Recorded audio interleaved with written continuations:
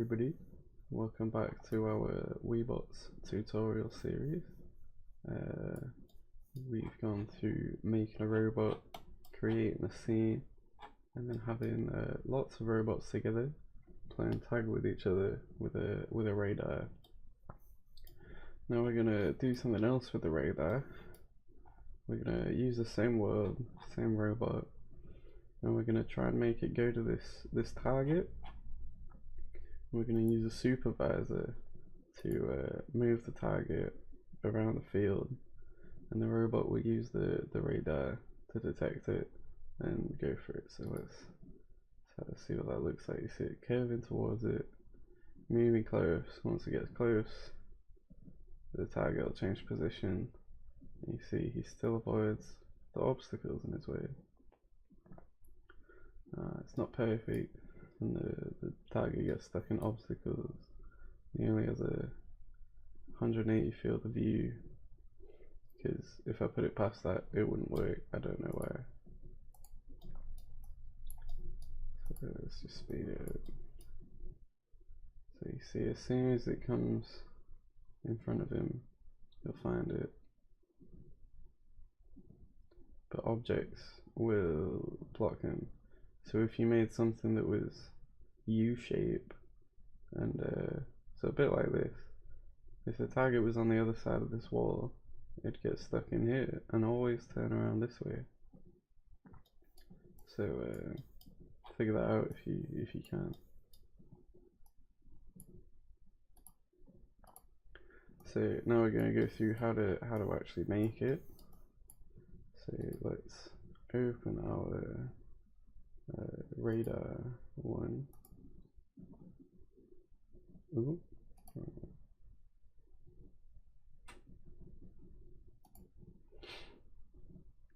Okay, so here we go.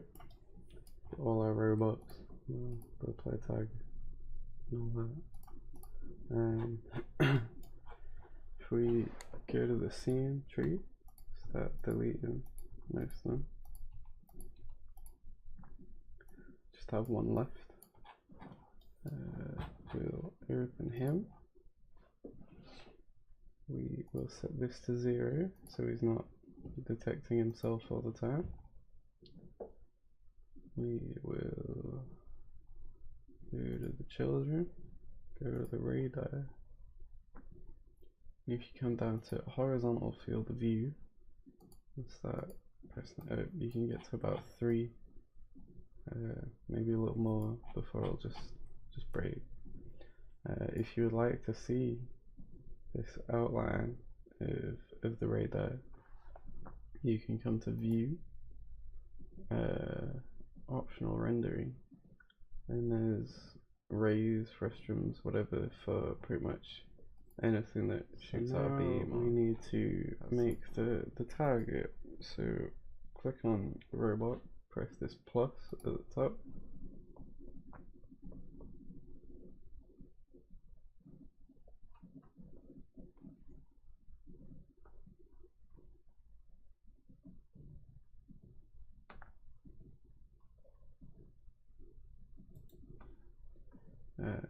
Base nodes, we'll make it a solid, just so we can have it translate. So if we put it at 0.05, children, base nodes, shape, appearance, we're gonna make it red like it was before. Metalness down to 0, and then we can change the transparency value. We'll do the geometry first. So base nodes, cylinder, that looks fine. So if we go back to the appearance, we can change this transparency value from 0 to 1, and everything in between will make it fade out a bit, which makes it look a bit like a target. But now there is a problem with having it visible, which is that the robot is still using the depth camera for object avoidance, and unless transparency is set completely to 1, it will detect the target and run away from it, which is why when I showed you it running before, it got the target from through walls and from a short distance away. I'm not so bothered about that. So that's all we need from our solid, but we're going to call it target, so that in our supervisor code we can do get node by definition and just put target. So our supervisor node, I don't think it needs anything. Make sure supervisor is set to true, and we're going to be using a different controller in this example. So I'm going to come over here and change this to GPS controller. I'm going to come up to the wheel bot. It's already on radar controller, that's good. Because we don't need to change the radar controller, because we're still using the target with radar cross section set to 1, that's important. It's still just following the closest radar target that it will find.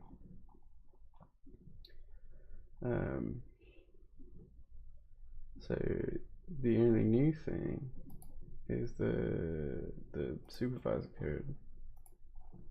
So what we do, we add these libraries, supervisor robot, don't need that one anymore. Time is important for a random number generator for moving it around the map. Here you can see we're doing node, robot node, get from definition, wheelbot, and node ref target, get from def target. Here we get a reference to the translation field of the target, so that enables us to put new values into the translation field so we can have it teleport around. Now this simply initializes a seed for your random number generator. This is important so it doesn't just teleport to the same places in the same order every time, which it would do otherwise. So here we get the position of our robot. Now another way to do this is using a GPS device.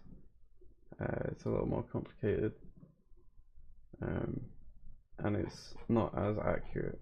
If you'd like to see that, you can come up to help, Weebot's guided to devices to remember to save. Go to GPS. We'll continue going through the code. So as I said, here's where we get the positions from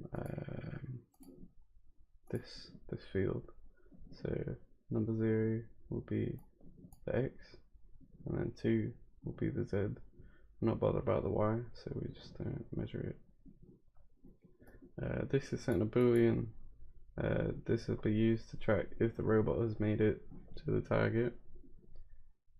This is just initializing an array for the target position, so we can pass it straight in as a target pass into the translation field from earlier.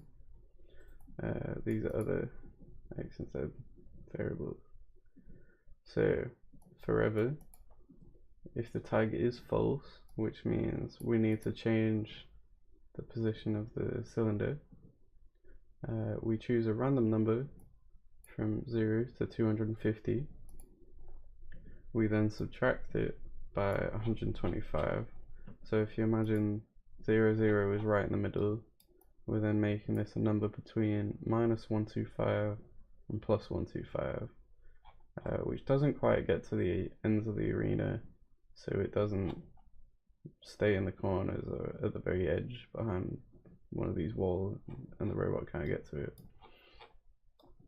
And then we divide it by 100, so that it's, instead of being 125, is then 1.25 meters, and it's 1.5 meters from the center to the edge. So that's a pretty good range.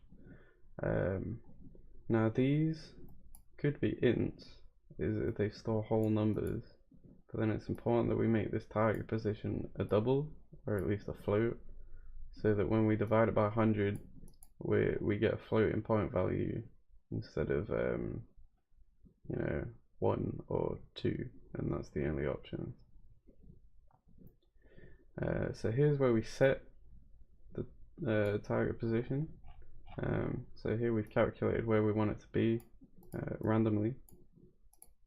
Here's where we set it, so just target translation is now target position, which is target position. This little debug tell you where it's ended up. And then we set the tag to true, which means the robot now needs to find the target before we will move it again.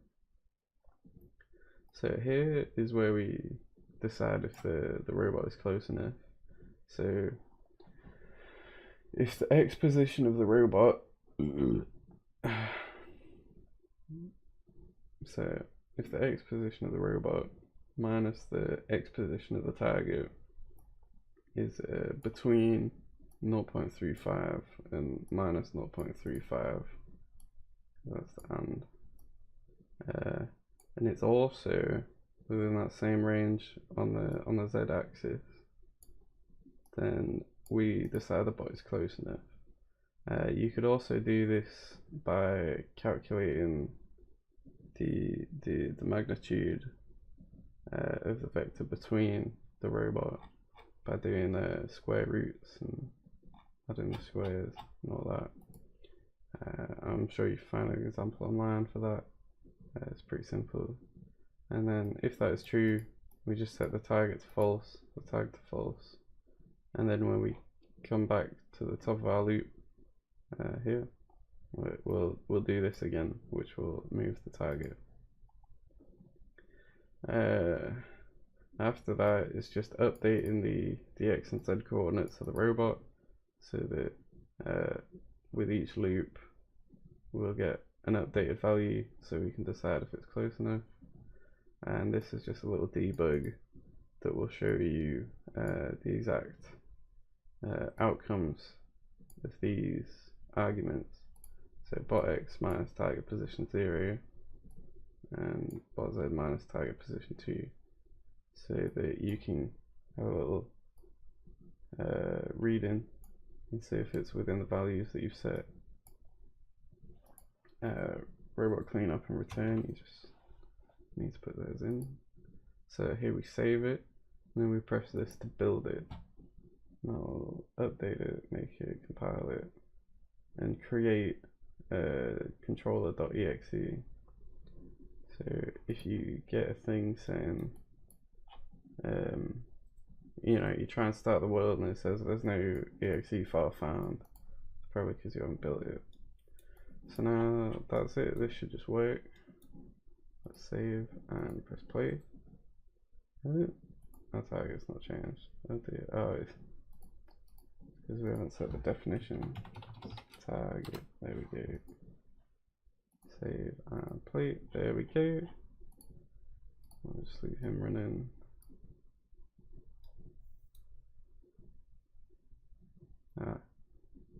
So one thing that I haven't done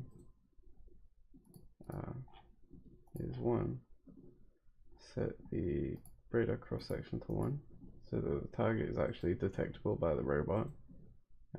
That's an oops. And then we will also come back to the wheelbot and go to the radar, and we will change his max range to 3.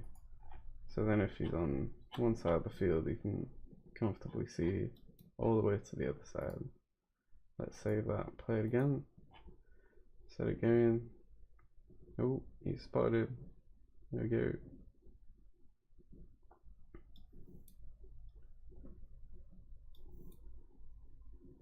And we have it. It's almost like it's playing Snake.